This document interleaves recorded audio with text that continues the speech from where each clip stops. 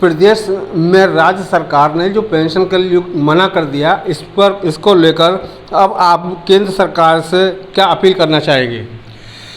मैं आपसे बताना चाहूँगा आपके चैनल के माध्यम से, हम लगातार राज्य सरकारों से भी और अपने देश की सरकार से पुरानी पेंशन की बहाली के लिए मांग करते रहे हैं। इसी क्रम में जब भी हम कहीं कोई रैली, कोई आंदोलन किया जाता है तो माननीय प्रधानमंत्री जी को भी एक ज्ञापन जरूर दिया जाता है। हम वहाँ की प्रदेश सरकार को, प्रदेश के मुख्यमंत्री जी को एक ज्ञापन देते हैं और उसके बाद साथ साथ हम प्रधानमंत्री जी को भी ज्ञापन भेजते हैं और ये उनसे निवेदन करते हैं कि हमारे कर्मचारियों का भविष्य ध्यान रखते हुए आप तत्काल हमारी पुरानी पेंशन हमें वापस दे दीजिए, हमारा सम्मान हमें वापस दे दीजिए, क्योंकि सन 2004 में, जनवरी 2004 में केंद्र से ही ये पहल की गई थी, पुरानी पेंशन बंद की गई थी और नई पेंशन योजना को लागू किया गया था। इसी क्रम में फिर अदर स्टेट जहाँ जहाँ पर ये अधिसूचनाएँ जारी होती रहीं और उसी क्रम में 1 अप्रैल 2005 को हमारे उत्तर प्रदेश की सरकार ने, जब यहाँ पर माननीय मुख्यमंत्री मुलायम सिंह जी थे, उन्होंने इस योजना को लागू किया। बहुत गलत कदम उस समय उठाया और उसी समय से हम लगातार पुरानी पेंशन की मांग करते रहे हैं और हम यहाँ पर ये भी कहना चाहते हैं कि सरकार हमसे सीधे वार्ता करे। हम पुरानी पेंशन में क्या लाभ है उनको साबित करके उनको वो फॉर्मूला बताने के लिए तैयार हैं, क्योंकि एनपीएस के माध्यम से हमारा देश और प्रदेश दोनों की जो कहते हैं आर्थिक स्थिति कमज़ोर हो रही है, ये समझ नहीं पा रहे हैं। क्योंकि हमारा जो वेतन मिलता है उस वेतन का 10% हमारी कटौती की जाती है और पहले हमारे वेतन के 10% कटौती के बराबर सरकार हमको अपना अंशदान देती थी और जब दबाव बना तो इन्होंने उसको 10% को 14% कर दिया और वो 14% सरकार का, 10% हमारा और 24% धनराशि ये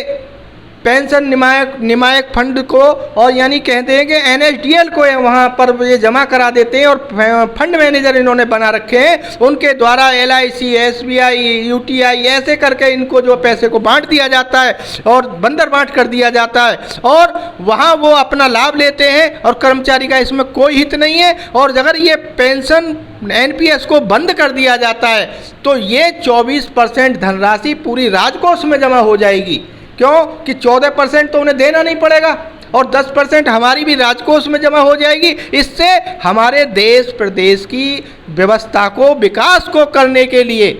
काफ़ी मदद मिलेगी। पर इस बात को बार बार कहा जा रहा है, क्यों अनसुनी की जा रही है? केवल अपनी नाक बना रखा है कि विपक्ष कहता है पेंशन देंगे तो हम कहता है हम नहीं देंगे। अगर हम विपक्ष में पहुंच जाते हैं तो कहते हैं पेंशन होनी चाहिए। कितनी गंदी और कितनी एक राजनीतिकरण इस पर पेंशन पर हो रहा है, ये हमारे कर्मचारियों को बड़ा ठेस का विषय है। पुरानी पेंशन बहाली का रास्ता थोड़ा लंबा भी है और कठिन भी है, इसमें आपके और आपके संगठन की क्या प्लानिंग है? देखो, मैं बार बार वही बात आपको बता रहा हूँ,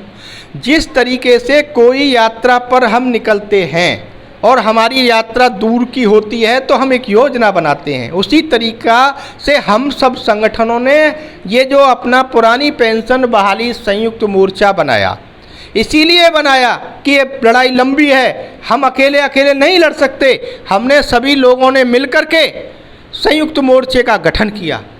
कम से कम 50 से 60 विभाग हमारे संयुक्त मोर्चे में जुड़े हुए हैं और हम सब मिलकर के पुरानी पेंशन की लड़ाई लड़ रहे हैं। और जिस तरीके से ये यात्रा या ये पेंशन का जो रास्ता है आपने बताया दुर्गम है, बिल्कुल सही बात है, बहुत कठिन है, दुर्गम है। हमें एक बार इन्होंने बंद कर दिया है, दोबारा चालू कराने के लिए लड़ाई लड़ रहे हैं। तो हम इसी क्रम में कहेंगे कि हमने भी उसी तरीके से अपनी अपनी मंजिलों और अपने रास्ते को निश्चित किया है कि हमने पहले जिले, फिर मंडल और फिर हमने प्रदेश में रैलियाँ, आंदोलन, हुंकार रैली, धिक्कार रैली, पेंशन अधिकार रैली के समय पर आयोजन किए गए और जब बात सेंटर की आती है तो हम महारैली करने के लिए पूरा प्रदेश के पूरे कर्मचारी रामलीला मैदान में पहुंच जाते हैं और महारैली आयोजन करके दिखा देते हैं कि पेंशन हमारा अधिकार है, इसे हम लेकर रहेंगे। ये आज नहीं, आज के दिन आपको देनी पड़ेगी। जितनी जल्दी देंगे उतनी जल्दी हमारे देश के विकास में ये जो धनराशि बिना वजह बांटी जा रही है, ये सारी धनराशि हमारे विकास में काम आएगी और हमारे कर्मचारियों का भविष्य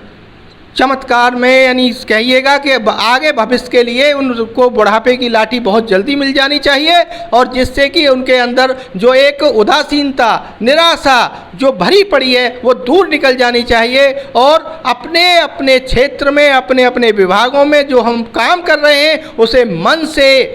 प्रेम से और जिम्मेदारी से करते हुए आगे बढ़ें और हमारे आगे आने वाला भविष्य प्रकाश में हो, अच्छा हो और हमारे सभी साथियों को इससे जो साथी हमारे पेंशन ले रहे हैं उनको और जो नहीं ले रहे हैं एक रूपता दिखाई दे। क्यों कि ऐसा लगता है कि हमारा जो पुराने साथी हैं वो जो रिटायरमेंट की कगार पर हैं, जब वो रिटायरमेंट होते हैं, सेवानिवृत्त होते हैं तो उनके गार्जियन उनको